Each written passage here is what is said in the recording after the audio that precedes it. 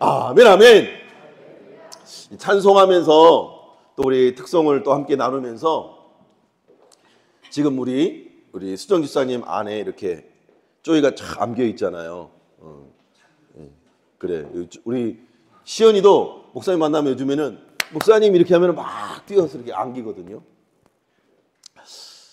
하나님을 믿는다는 거, 어린아이와 같이 하나님 나라를 받들지 아니하면 천국에 들어갈 수 없다고 했는데, 우리 하나님을 향한 믿음, 하나님을 향한 신앙의 표현은 마치 우리 너희 아이들 두 손 벌쩍 벌려서 엄마 아빠 품에 안기는 게 아닌가. 그래서 오늘 찬송시의 고백처럼 하나님은 크고 힘있고 능력이 있어 못할 일이 전혀 없다라고 우리 아이들은 믿잖아요. 근데 좀 자라면서 유치원 초등학교 들어가면서 의심하기 시작하죠. 아빠가 돈이 없는 것 같아. 아빠가 한계가 많아.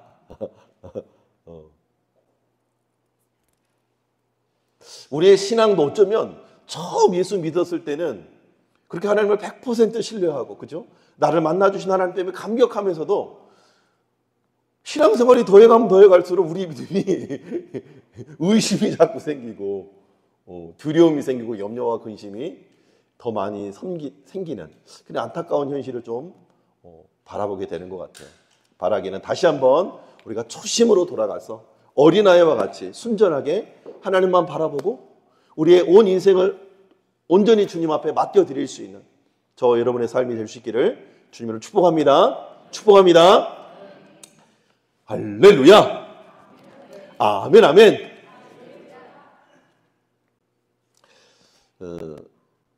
이제 앞으로 오늘 이 에베소서 6장의 말씀을 통해서 전신갑주에 대해서 살펴보려고 하는데, 전쟁을 경험하신 성도님 계십니까? 전쟁을 경험하시면 한 두세 분이 되지 않을까 싶어요.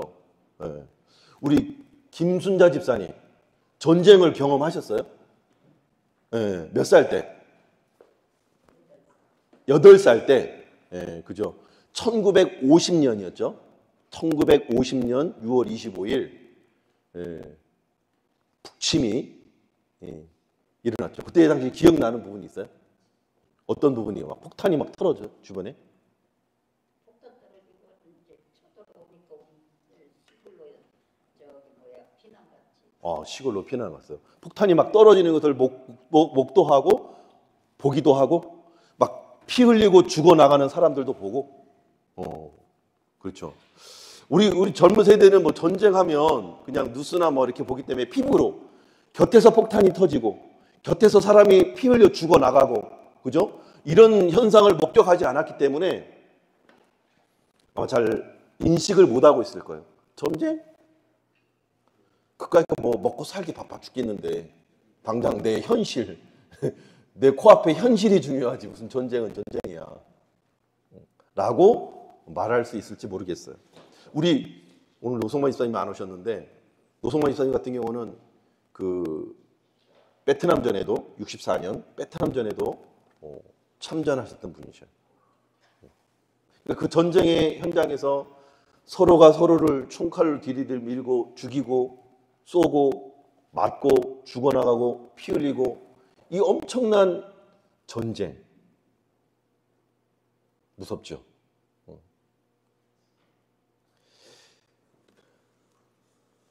우리 신앙생활 안에서도 영적인 전쟁이다.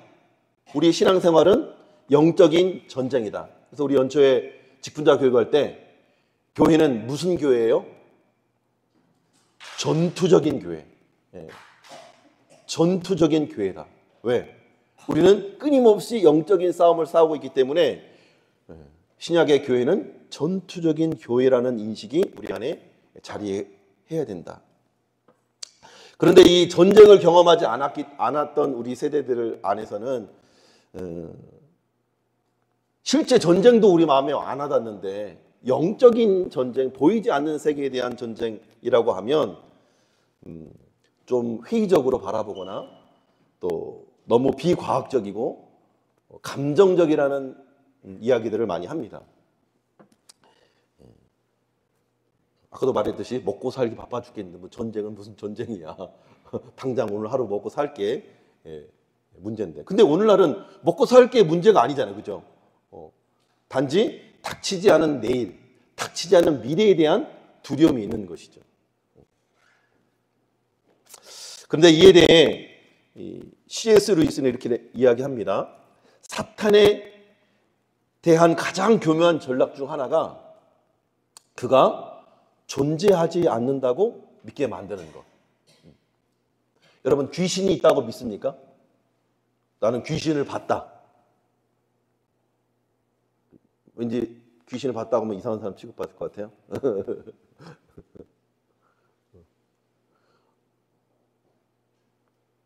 점 보는 사람들, 무당 굿하는 사람들 중에 좀 이게 신기가 있는, 소위 말하는 신기가 있다는, 공부해서 그 점쟁이가 되고 무당이 된 사람하고 이 신내림을 받아가지고 귀신이 되고 무당이 된 사람들이 다르잖아요. 벌써 포스가.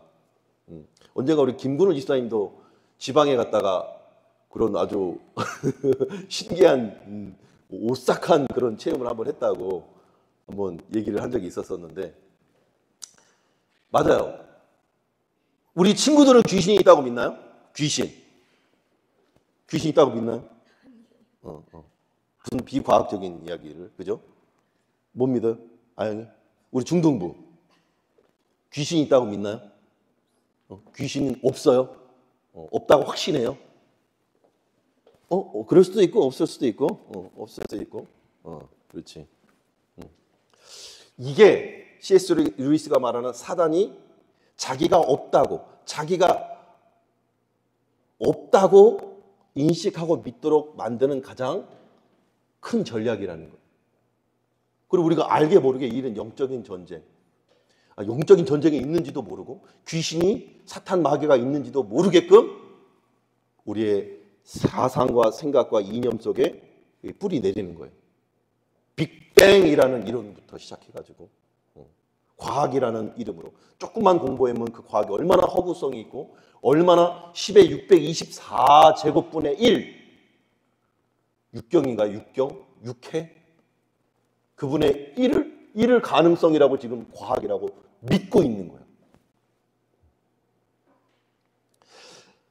귀신, 사탄, 마귀에 대해서 성경은 뭐라고 말하냐? 있다고 말합니다.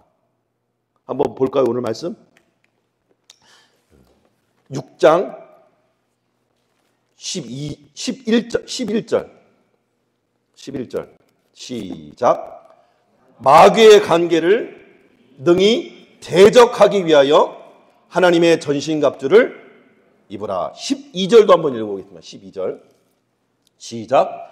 우리의 씨름은 혈과 육을 상대하는 것이 아니요 통치자들과 권세들과 이 어두움의 세상 주관자들과 하늘에 있는 악의 영들을 상대합니다. 성경은 분명히 말하고 있어요. 귀신이 있다고. 예수님이 이 땅에 공생의 사역을 할 때도 귀신들이 쫓아다니면서 예수님이 하신 가장 큰 사역 중에 뭐였냐면 귀신 들린 사람들을 정신을 온전케 만드는. 우리 어릴 때는 기도원에 가면 그런 사람들이 많았어요. 막 좀 이렇게 소위 말하는 미친 사람들이 있었어요. 그런 미친 사람들을 예수 그리스도 이름으로 명할 때에 떠나가고 거품을 물고 쓰러져서 온전한 정신을 회복하는 모습들을 종종 보기도 했어요. 기도원마다. 근데 요즘에는 뭐 기도원도 워낙 잘들 안 가니까 그런 경험을 하기가 쉽지는 않죠. 그러나 우리의 절대 기준, 절대 우리의 삶의 표준이 되는 이 성경 말씀, 온 인류의 시작을 과학보다도 더 과학적이게 증명해내고 설명해내고 있는 이 성경 말씀이 뭐라고 말하고 있냐? 귀신이 있다고 말하고 있어요. 그리고 그들이 악한 마귀가 공중의 권세를 사로잡고 우는 사자와 같이 우리 믿는 성도들 뿐만 아니라 안 믿는 성도들까지 삼키기 위해서 우는 사자와 같이 삼킬 자를 찾아 두루다녀 찾아 헤매인다고 말씀하고 있어요.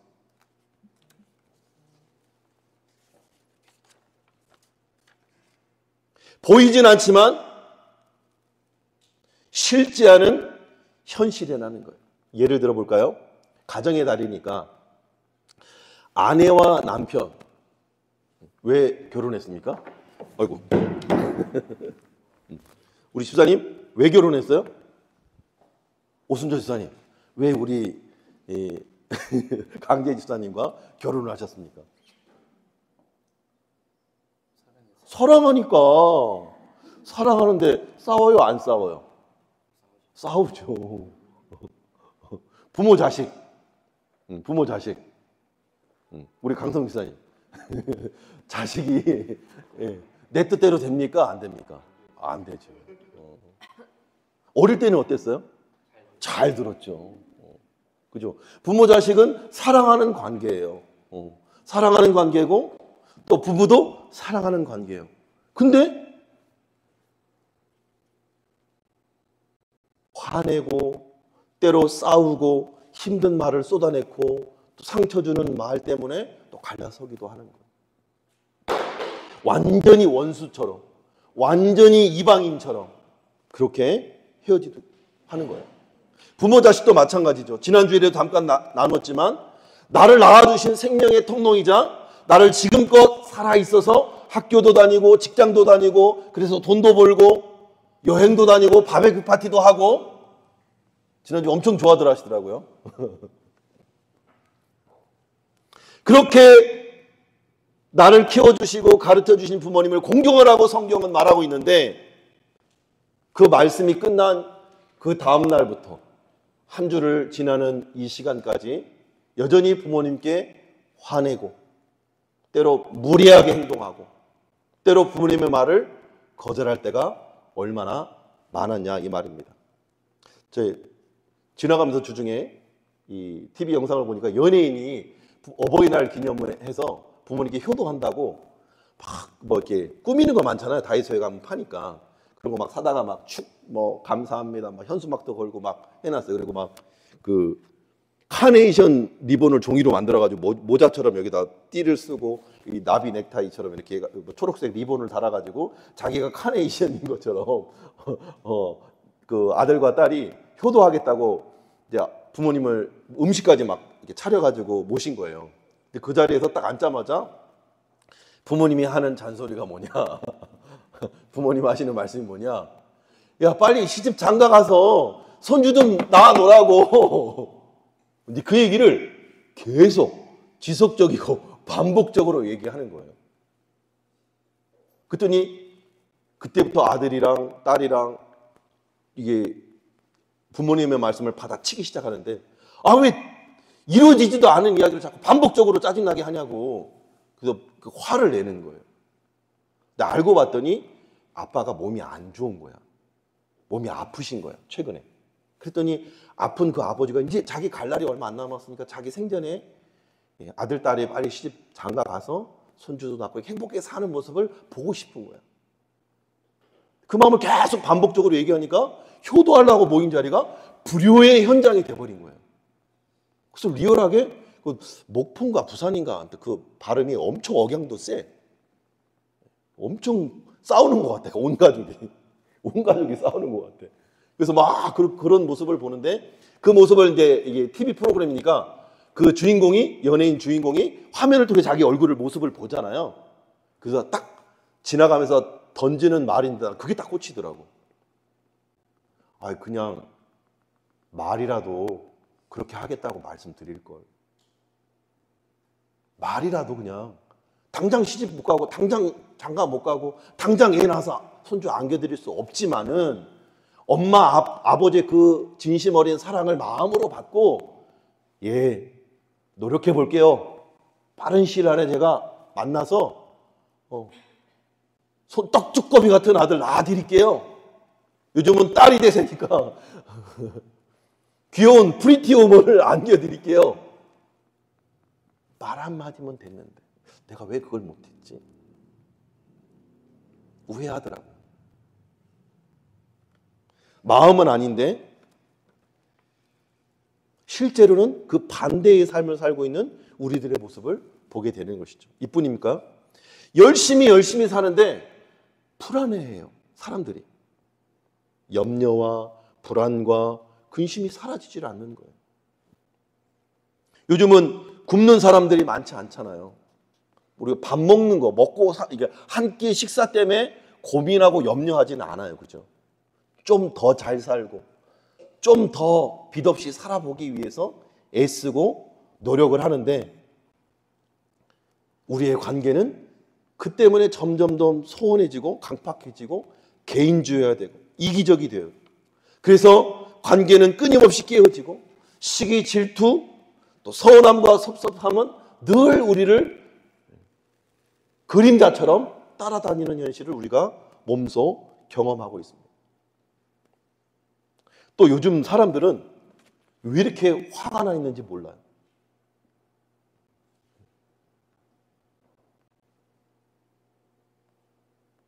요즘 제가 안 믿는 사람들을 조금씩 만나다 보면 그렇게 이게 화가 많아, 화가.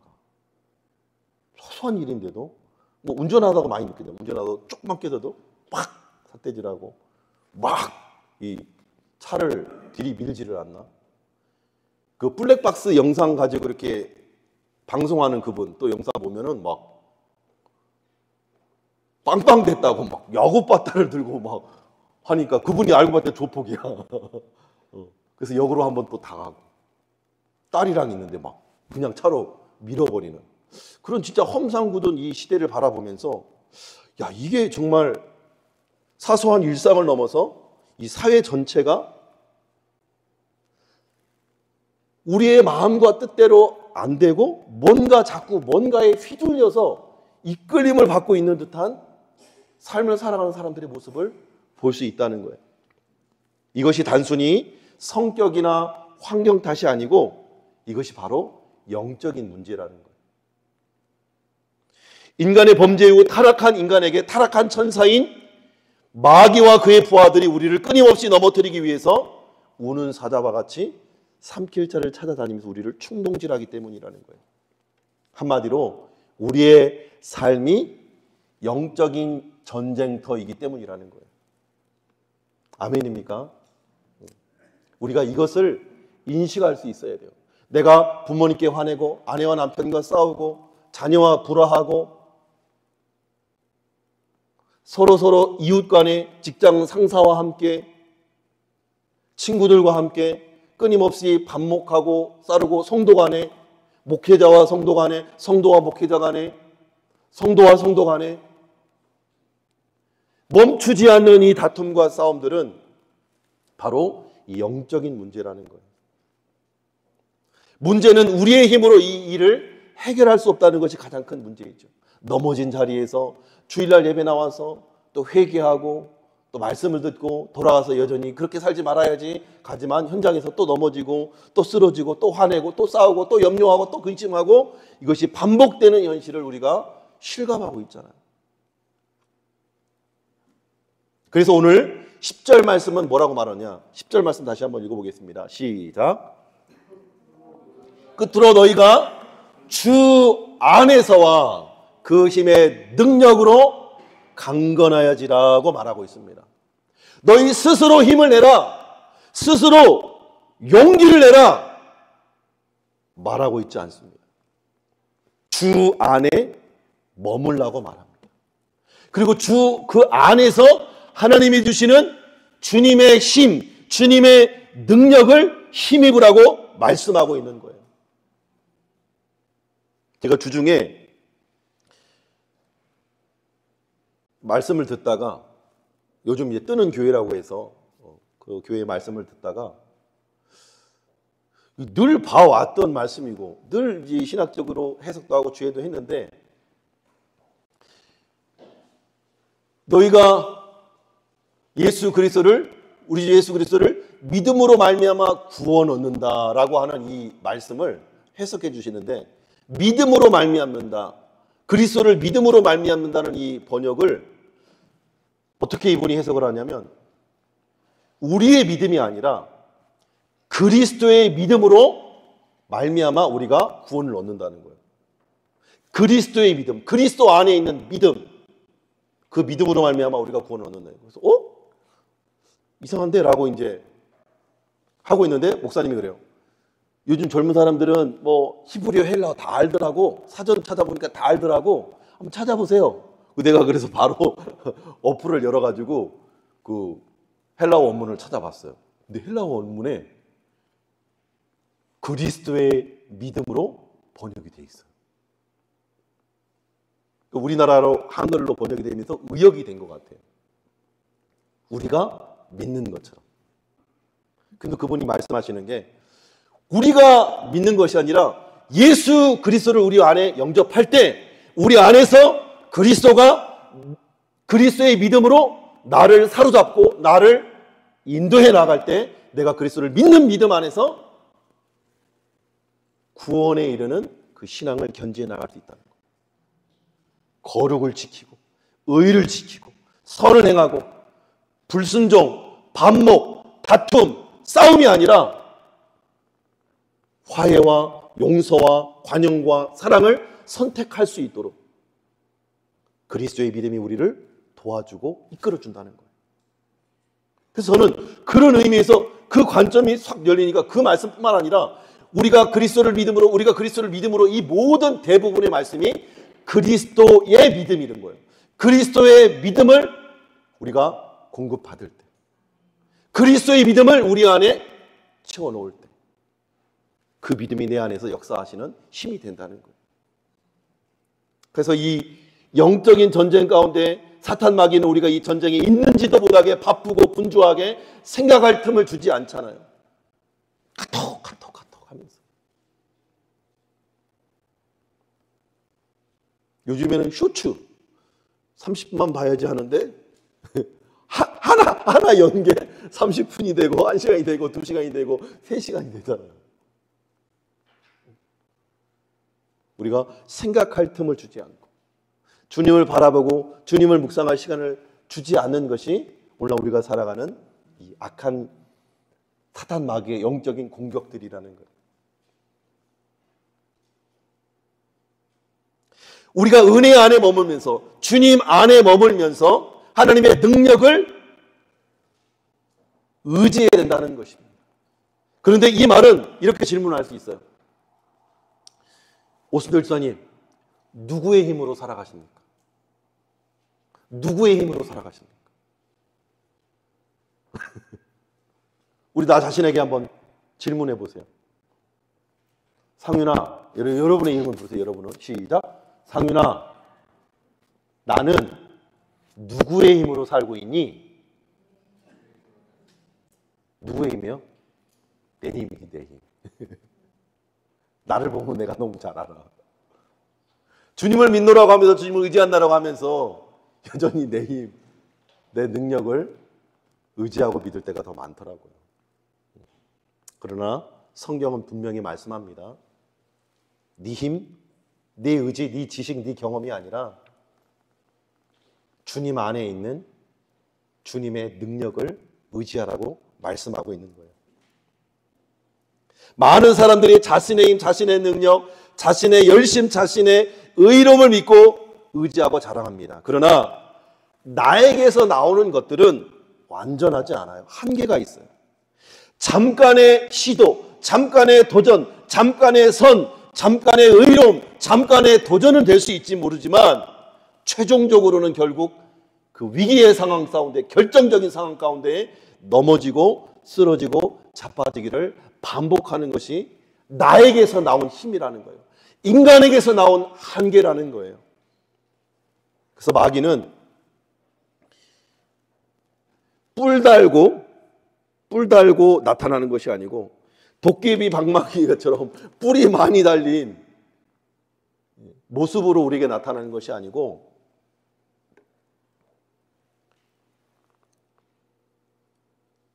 진짜인 것 같은데 진짜 비스무리한, 복음인 것 같은데 복음 비스무리한, 천사는 아닌데 천사인 양 우리에게 다가오고 찾아온다는 거예요. 괜찮아. 예배 한번 뭐 괜찮아. 아니, 마음으로 예배하면 되지. 성령이 어디 안에 거주하는데. 말씀? 오늘 하루 건너뛰어도 괜찮아. 기도? 무슨 기도야, 지금 먹고 살기 바빠 죽겠는데. 핸드폰 볼 시간은 있어도 기도할 시간은 없는 거예요. 그렇게 여기 마귀의 관계라고 하는 단어는 메소데이아, 이 헬라어는 계획적이고 교묘한 전략을 의미합니다. 사탄은 단순하게 공격하지 않습니다. 은밀하게 한 번, 은밀하게 두 번 허용하면서 그 삶을 지배하기 시작합니다. 또 우리 알량한 자존감을 살짝 건드려요. 저봐, 무시하잖아. 아무도 인식하지 않고 있는데, 말하는 사람은 인식조차 말하고 있는데 본인 혼자 알량한 자존심이 발동해가지고 시험에 들고 나를 무시해? 나를 업신이 여겨? 또한 인간관계를 교란시키는 거예요. 아내와 남편, 부모와 자식, 목사와 성도, 성도와 성도, 친구와 친구 사이를 갈라놓는 거예요. 직장 상사와 직장 동료와 학교 친구와 학교 선후배와 선생님과 관계를 깨뜨려 버리는 거예요. 최종적으로는 이 모든 일을 통해서 하나님과의 관계, 하나님에 대한 신뢰와 믿음을 완전히 무너뜨리는 것이 이 사탄의 최종적인 목표인 거예요. 윤리적이지만 복음 없는 신앙, 정결하지만 사랑 없는 율법주의 같은 것을 가지고 서로를 비난하고 정죄하게 합니다. 은혜의 복음이 아닌 자기의 의, 자기의 확신, 자기가 옳다고 자기가 믿는 그 확신을 가지고 자기 편견을 가지고 사람들을 판단하고 정죄하게 하는 것이에요. 그런데 이 영적인 싸움은 보이지 않는다는 거예요. 보이지 않는데 우리는 보이는 사람과 싸우고 있는 거예요. 보이는 사람과 싸우고 있는 거예요. 그래서 12절 다시 한번 읽어볼까요? 12절 시작. 우리의 씨름은 혈과 육을 상대하는 것이 아니요 통치자들과 권세들과 이 어두움의 세상 주관자들과 하늘에 있는 악의 영들을 대함이라. 우리는 보이는 사람과 싸우지 맙시다. 배우자와 부모 자식 간에, 또 상사와 동료와 친구와 교회와 교인들과 목회자와 싸우지 맙시다. 그 이면에 있는 악의 세력과 싸워야 된다는 거예요. 그래서 팀 켈러는 이런 부분에 대해서 어떻게 질문하냐면, 당신을 지배하고 있는 보이지 않는 실체는 무엇입니까? 나를 지금 지배하고 있는 보이지 않는 그 싸움이 뭐냐는 거예요. 그것이 바로 전쟁터라고 말하고 있습니다. 그렇다면 우리의 힘으로 안 되고 마귀의 교만 관계가 치밀하고 보이지 않는 이 전쟁에서 승리하는 방법이 뭘까요? 13절 한번 읽어보겠습니다. 시작. 그러므로 하나님의 전신갑주를 취하라. 이는 악한 날에 너희가 능히 대적하고 모든 일을 행한 후에 서기 위함이라. 여기 전신갑주를 입으라. 그리고 마지막 끝까지 서 있으라. 이 두 가지 동사를 요약할 수가 있어요. 한번 따라해 볼까요? 전신갑주를 입으라. 끝까지 서 있으라. 그래서 이 전신갑주를 이제 다음 주부터 살펴볼 텐데, 전신갑주를 또 한마디로 요약하면 예수 그리스도로 옷 입으라는 거예요. 아멘입니까? 예수 그리스도로 철저하게 나의 생각, 나의 언어, 내가 듣는 것, 내 손으로, 내 발로 행하는 모든 것들이 다, 내 마음으로 품는 생각까지도 그리스도로 옷 입어라. 그리스도를 너의 삶에 모셔라. 네 마음 중심에 모셔라. 한마디로 그렇게 요약할 수 있어요. 근데 오늘 좀 강조하고 싶은 것은 끝까지 이 그리스도로 옷 입은 상태, 예수 그리스도를 믿음으로 하나님이 나의 인생의 주인이요 참 목자요 구원자인 것을 믿고 고백했어요. 그렇다면 이것을 끝까지 견디는 것이 중요하다는 거예요. 끝까지 버티고 서 있는 것이 중요하다는 거예요. 스탠드 폼! 흔들리지 않고 버티는 자세입니다. 제가 큰 어려움을 겪고 마음이 상심이 돼서 아무것도 하기 싫을 때가 있었어요. 작년 여름이었나요? 아무것도 하기 싫을 때가 있었어요. 무력하게 있다가 어떻게 하다가 이제 김승호 사장님 중에 사장님 김승호 사장님의 이 그 강연을 듣게 됐는데, 사업에 실패한 사람들이 좌절하고 낭망해서 이렇게 아무것도 하기 싫고 막 집에서 치고하면서 막 우울을 쌓아가는 그런 사람들에게 도전을 준 게 뭐냐면, 걸으라는 거예요. 힘들면 힘들수록 걷기를 하래요. 걷기. 무한히 걷기를 하래요. 걷고 보다 보면 다리에 힘이 생긴대. 다리에 힘. 그러면 다리에 힘이 생기면 어느 순간 힘들었던 마음이 이 다리 때문에 넘어지지 않고 좌절하지 않고 난망하지 않고 버틸 힘이 생긴다는 거예요. 그래서 힘들면 힘들수록 걸으라는 거예요. 또한 플러스 알파 운동을 할 수 있으면 좋다는 거예요. 또 한 가지, 목욕을 자주 하래. 목욕을. 자꾸 씻지도 않고 막 피폐한 삶을 막 살아내면 더 우울감에 빠질 수 있으니까 목욕을 하래요. 목욕을 하면 새로워지고, 또 청소를 하래요. 방 청소를. 그러면 마음에 분주한 것들이 다 제거되면서 내 삶이 심플해지고 단순해진다는 거예요. 그러면서 다시금 일어설 수 있는 또 힘이 생긴다는 거예요. 이것을 영적으로 적용해 보면 날마다 그리스도께로 나아가서 우리의 몸을, 우리의 죄를 씻는 시간이 필요한 거예요. 날마다 그리스도의 피로 나의 죄를 용서하여 달라고. 넘어진 그 넘어진, 싸운 그 싸움, 미워하고 상처받고 서운해하는 그 마음을 끊임없이 그리스도께로 나가서 씻어내는 작업이 필요하다는 거예요. 영적인 운동이 뭘까요? 복음을 전하는 거예요. 내가 가진 이 복음을 남들한테 한번 전해보는 거예요. 전하기 위해서 내가 말씀을 더 공부해야겠죠. 공부하다 보면 그 은혜에 내가 젖어야겠죠. 젖다 보면 그 말씀을 전하지 않고 견딜 수 없겠죠. 전한 다 거절하고 나를 외면하면 그 거절함 속에서 뭘 느끼느냐? 내가 받은 이 구원의 은혜가 얼마나 큰지를 경험할 수 있게 된다는 거예요.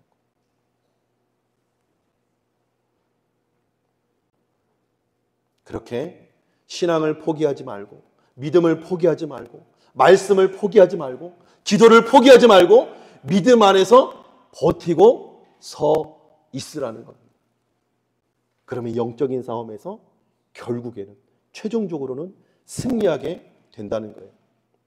예수 안에, 말씀 안에, 복음 안에, 하나님의 사랑과 은혜 안에 머물 수 있기를 주님 축원합니다. 축복합니다. 영적인 이 싸움에서 이기기 위해서 우리는 우리의 힘, 우리의 열심, 우리의 의, 우리의 노력을 의지하는 것이 아니고, 마치 어린아이가 엄마, 아빠 하고 두 손을 벌려서 그 품으로 달려나가듯이 말씀으로 나아가고 기도로 하나님 앞에 나아가서 하나님 날 좀 안아주세요. 하나님 날 좀 도와주세요. 하나님 날 좀 구원해 주세요. 엄마 품에 있는 아이는, 아버지 품에 있는 아이는 걱정할 것이 없잖아요. 맡기면 되는데, 그죠? 뭘 염려하고 뭘 걱정하겠습니까? 바라기는 우리 패스웨이 교회 모든 성도님들이 주 안에서 우리의 삶의 영적인 싸움, 영적인 전쟁 가운데 있음을 알고 주님 안에 날마다 머물 수 있기를 주님 축복합니다. 주님 안에 머물면서 말씀의 능력, 기도의 능력, 성령의 능력을 힘입어서 그리스도의 의, 복음의 용서, 복음의 사랑을 힘입어서 날마다 승리의 삶을 사는 저와 여러분 될 수 있기를 주님으로 축원합니다. 축복합니다. 기도하겠습니다.